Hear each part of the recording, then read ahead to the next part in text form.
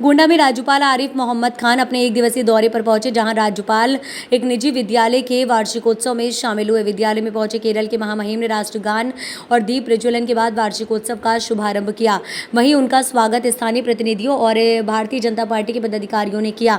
विद्यालय की वार्षिकोत्सव में देशभक्ति से ओतप्रोत प्रस्तुतियां हुई और रंगारंग कार्यक्रम के बीच उत्सव संपन्न हुआ, जहां एक तरफ मंच से राज्यपाल आरिफ मोहम्मद खान ने भ्रूण हत्या को अभिशाप बताया, वहीं नारी शक्ति पर भी जमकर बोले। राज्यपाल ने कहा कि देश में भ्रूण हत्या पूर्णतया बंद होना चाहिए और स्पष्ट किया कि भारतीय संस्कृति में नारी को देवी कहा गया है।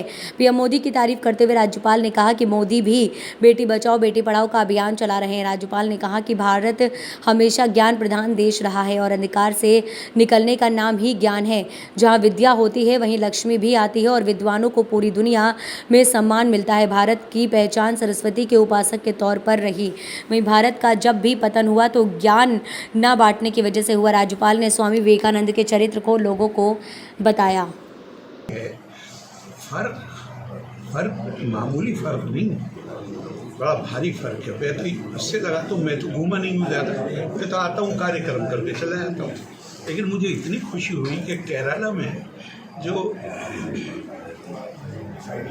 बड़े पैसे वाले कोई कहीं मुलाकात हुई तो बड़ी तारीफ करी और कहा साहब इन्वेस्टमेंट करने के लिए यहाँ आए। साहब एयरपोर्ट से ही हमें स्वागत के लिए एक अधिकारी मौजूद था जो पूरे वक्त हमारे साथ रहा, हमें किसी को मिलने के लिए समय ही नहीं मांगना पड़ा वगैरह वगैरह। तो मुझे बड़ी खुशी हुई इसमें। और क्या लगता है यूपी गवर्नमेंट कैसा काम कर रही है सर? मैंने अब आपको कह दिया, अब इससे ज़्यादा अब हम अपने मुंह से कहें वो अच्छा लगेगा या केरल का में बैठा हुआ आदमी जो वहाँ का रहने वाला है वो तारीफ कर रहा है, वो कह रहा है कि सब मुझे किसी से मिलने के लिए मैं पैसा लगा रहा हूँ कुछ उत्तर प्रदेश में, मुझे किसी से मिलने के लिए फ़ोन ही नहीं करना पड़ा। अधिकारी ने एयरपोर्ट पर रिसीव किया और फिर आखिर विदाई करी। तो पिछले वर्ष आप अगस्त महीने में आए थे तो यहाँ पर तिरंगा हर घर तिरंगा चल रहा था, तो उसमें यहाँ आया था अगस्त में 2022 में।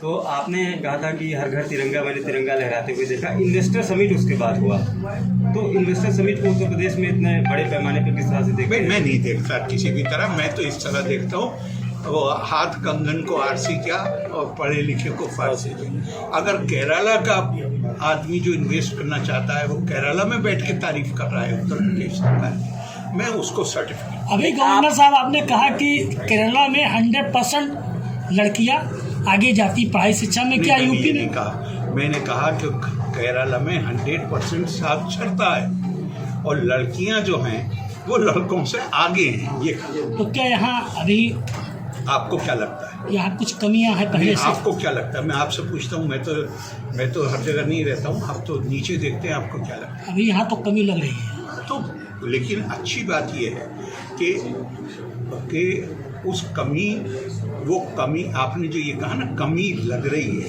तो ये चेतना पैदा होना अपने आप में अच्छी बात है और ये चेतना पैदा हो गई है और अब हम उसकी फिक्र कर रहे हैं, तो फिर इस जो कमी है इसको पूरा करने की क्षमता हमारे अंदर है। अभी आपने यूपी की तारीफ की, क्या केरल में भी आपको लगता है यूपी मॉडल होना चाहिए?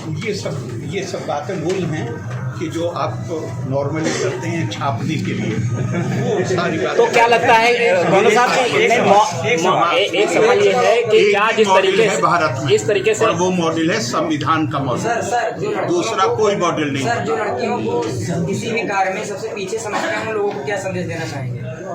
मैं उनके संदेश नहीं देना चाहूँगा, मैं उनके साथ अपनी सहानुभूति व्यक्त करना चाहूँगा कि बेचारों की आंखों पे पर्दा पड़ा हुआ है और वो चीज़ों को समझते नहीं।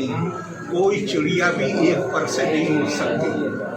कोई समाज जिसमें महिलाओं की बराबर की साझेदारी ना हो, दुनिया में सिवाय पिछड़े होने के दूसरा कुछ नहीं हो सकता। और जहाँ महिलाओं की बराबर की साझेदारी है वो समाज दुनिया में आगे जा रहा है। सर, अभी आपने मंच से भ्रूण हत्या को लेकर टिप्पणी की, क्या सलाह देना चाहेंगे बीइंग गवर्नर? नहीं, मैं तो जो सलाह देनी थी वो दे दिया कि महिलाओं के लिए हमारे देश में जहाँ आप ज्ञान को महिला के साथ आइडेंटिफाई करते हैं, साधनों संसाधनों को महिला के साथ आइडेंटिफाई करते हैं, शक्ति को महिला के साथ आइडेंटिफाई कहते हैं कि शिव शक्ति के बिना शव है।